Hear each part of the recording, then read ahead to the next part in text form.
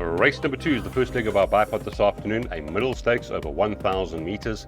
Just 7 runners here, and the time to get those bipod on, the latest time, 12:50. Let's have a look at this small but tricky little field as far as the betting is concerned. Number 2, the Abdicator, now in the care of the Buerta stable, or the Stain stable, I should say, Pit Stain. Aldo de Meyer taking the ride for the very first time, 22-10 favourite. Number 7, Arctic Wizard at the bottom of those weights, 33-10. 4-1, the 6, Gem King. 5's number 3, Nordic Chief, and the 4, Elusive Winter at 6-1. 13-1 and better bar those. And these small fields, it is a middle stakes, so weights in the favour of Mufasa and Gem King, but Mufasa not quite himself at the moment. Daryl's here to help us through this card this afternoon. We know we're just chatting off air, not easy in the Cape at the moment to get these exotics, but I think today might be your lucky day. Let's hope so, Lal. If I show a profit today, I will really be chuffed. Great, good to hear. Yeah. 7 runners, I've only put 3 of them, so there's a possibility I do make an early exit. I've gone with numbers 2, 3, and 6. Now, you touched on the Abdicator making his debut for his new yard. He's got pace, he's got the draw, he goes well over the course and distance. He's a natural inclusion. There's going to be a lot of pace here. You've got Elusive Winter, the Abdicator, and Arctic Wizard. If you go back to the Dean Street run, over this very same course and distance, you'll see that Nordic Chief beat the Abdicator and he's 2 kgs worse off. So I've included him. And then Gem King. I'm just hoping he's in contention going through the 400, because if he is in a small field, I think there's a possibility that he can run them down even over a distance short of his best. Make a good point there. Fast pace, small field, Gem King might just be the right one. Right, but we are not going to take any chances in the first leg. 2, 3, and 6 by 7, 8, and 12. Banker 5 by 1, 11 by 3, 4, 6, 7, 1, 2, 4, and 5. And that cost, Daryl, is 288. And that gets underway in race number 2, the bipod, 12:50 this afternoon.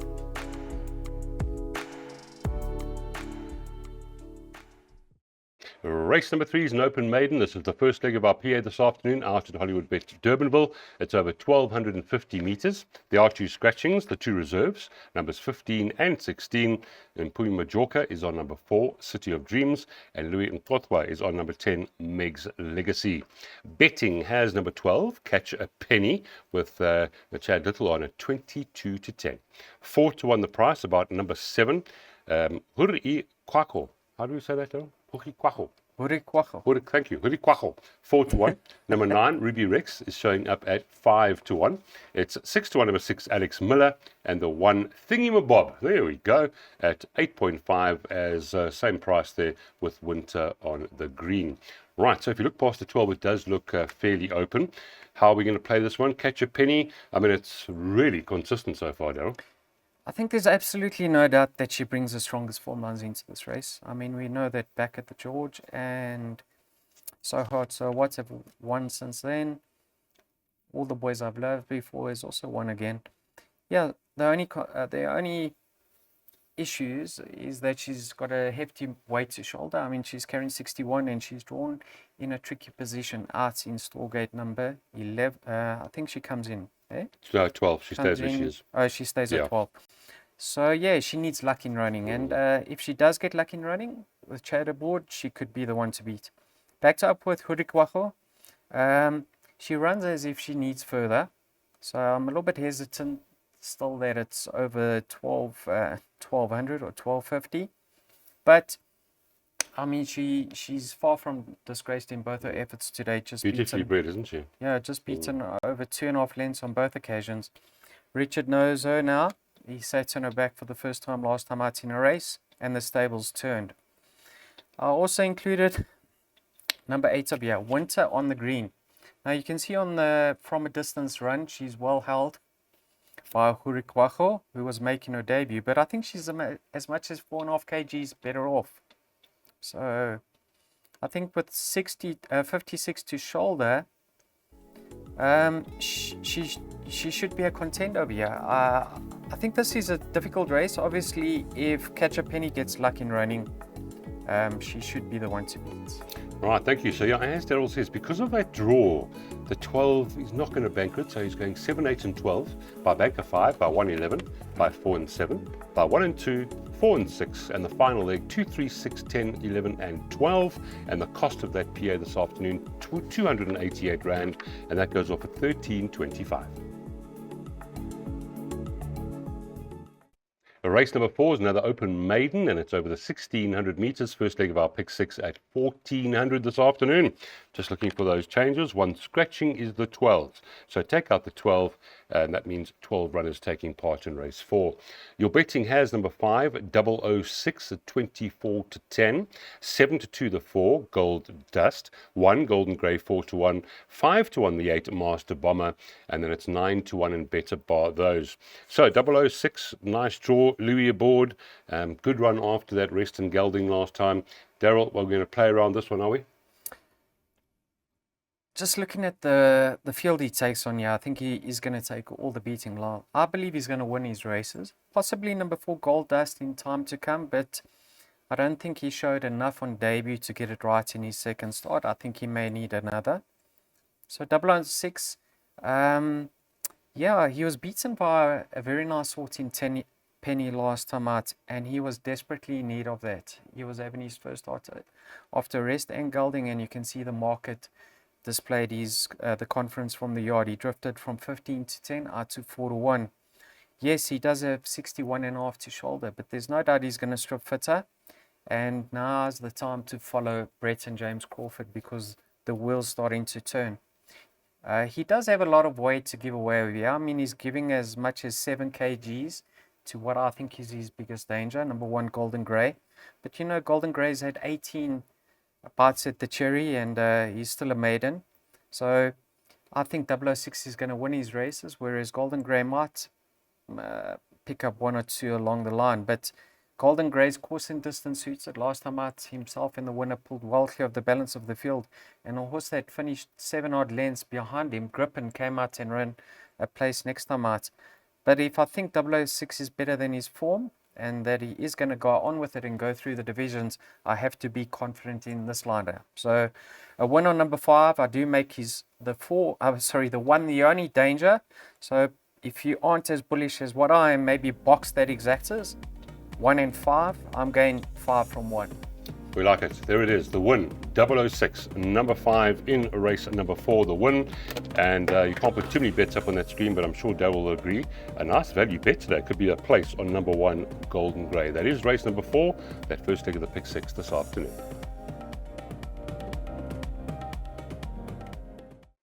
Race 5, another open maiden over 1,800 meters this time. This is the first leg of our Jackpot 1 out at Hollywood Bets Durbanville this afternoon. The 2 changes here, the 7 does have blinkers on, and the 11, your current favorite, Strawberry Thief, has cheek pieces on. Betting 17 to 10, Strawberry Thief. Those colours being so lucky for the owners at this stage. Number 1, Greenlight Sky, 3.75, joint second favourite with the 8, English Mistress. 5 to 1 about the 5, a beautiful side, and then it's 17 to 2 and better bar those. So we got that, Daryl, same sort of situation, probably the best horse, worst draw, but it is 1,800.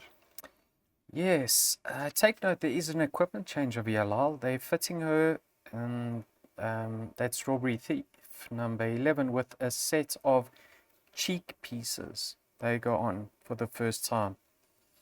Now, if you got the time, try watch her replay. In his last start, she was desperately unlucky. I mean, she couldn't get a run. Sure. 23 lengths behind is 800. Yeah, minimum. so really on paper, she should be able to reverse the form with number 1, Greenlight Sky, and English Mistress. I mean, English Mistress is having her 17th start to date, whereas Strawberry Thief is only visiting the track for the 4th time. Yeah, so Richard will have his work cut out. And the cheek pieces, how will she respond to wearing them for the first time in a race? Let's see how she goes.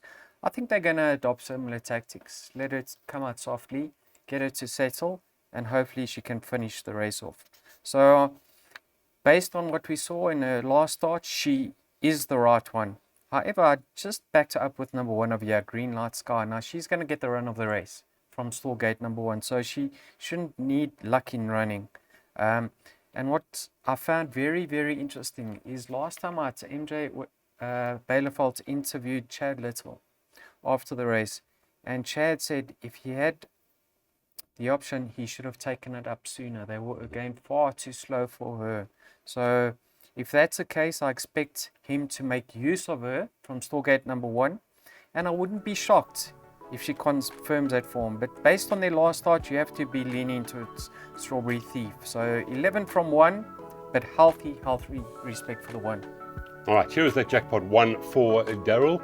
The 5th race at 14.35, 1 and 11, putting them both in to be sure, by 3, 4, 6 and 7, 1, 2, 4, 5, 1, 2, 3, 4, 5, 6. The cost 192 Rand.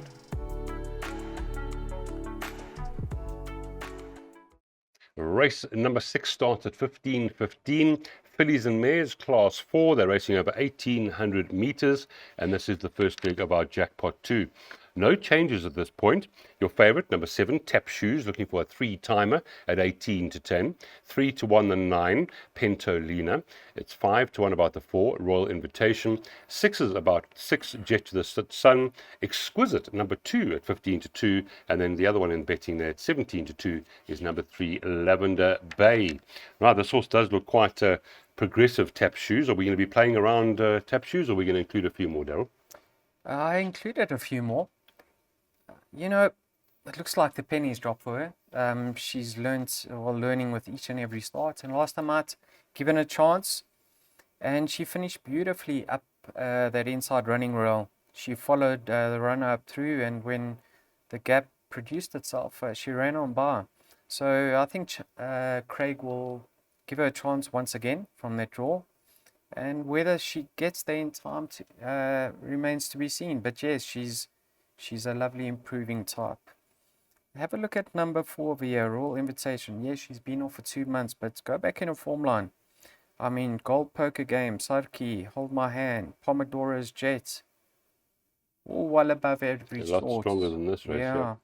So, and she never ever disgraces herself. She'll run another honest race. Jet to the Sun wasn't quite herself last time out. The jockey reported that she was changing legs.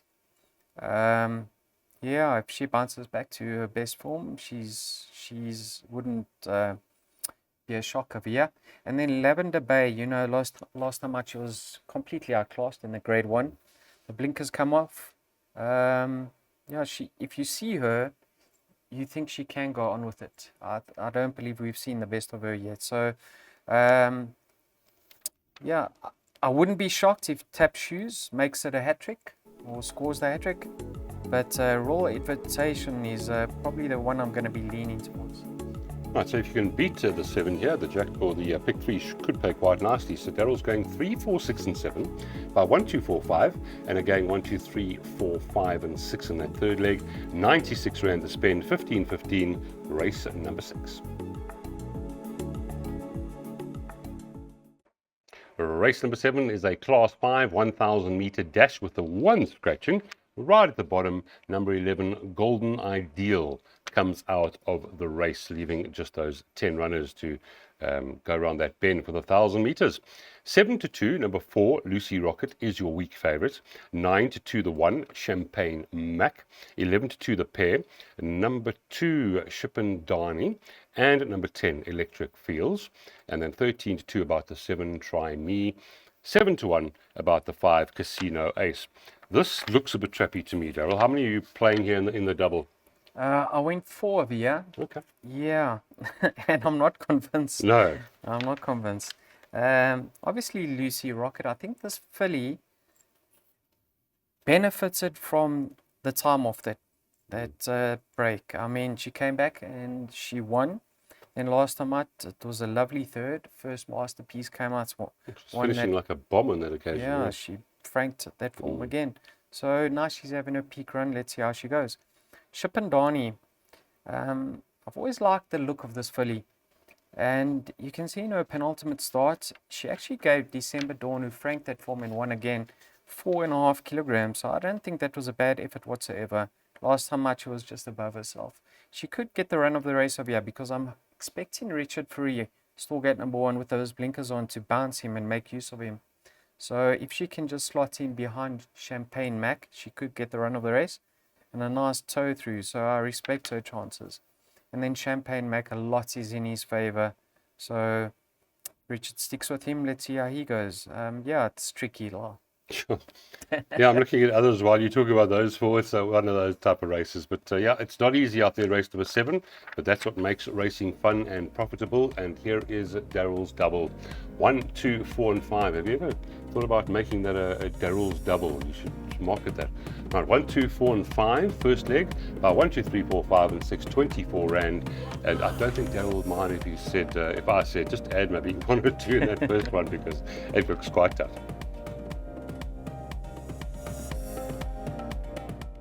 Race number 8 is the Class 4. They're racing over 1,250 meters. No changes at this time. It's going off at 16:23, that penultimate race out in the Cape this afternoon. Let's take a quick look at that betting. 3.75 to 1 about number 6, Street Outlaw. You know when a horse is that price is favourite, it's open.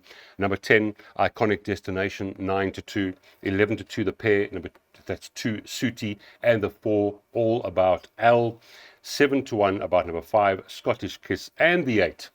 So yeah, open little races one, and now I'm thinking back of your jackpots and your doubles, 1, 2, 3, 4, 5, 6. This race looks as tough as any. Yeah, you know when it's 72 the field and Richard Freeze on the 72 shot, Yeah. then you know it's open. Yeah, because it'd probably be 9 to 2 with anyone else. Yes. Yeah. I might just add this number 6, Street Outlaw. Last time out, he looked $1 million going down to the start.